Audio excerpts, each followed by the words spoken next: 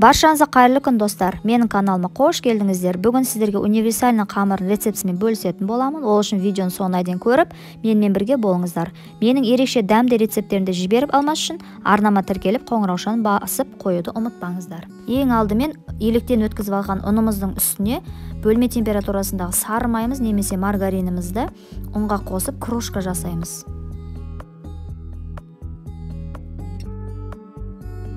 Енді жылы айранымыздың үстіне сода, тұз салып, жақсылап араластырып, ұнымыздың үстіне құйып, сұйықтық массамызды жақсылап біріккенше қамыр елейміз. Бұл универсальный қамырмен кез келген выпечкаларды дайындауға болады. Мысалы, тәтті пирогтарды, етті пирогтар, самса, тарталетки барлығын дайындауға болады. Осы универсальный тестамен алдыңғы уақытта мен сіздермен самса, пирогтарды әзірлейтін боламын. Менің ерекше дәмді хит рецепттерімді жіберіп алмас үшін арнама тіркеліп, қоңыраушаны басып, лайк басып, подписка жасауды ұмытпаңыздар. Ас болсын, сіздермен болған Бауырсақ Фуд.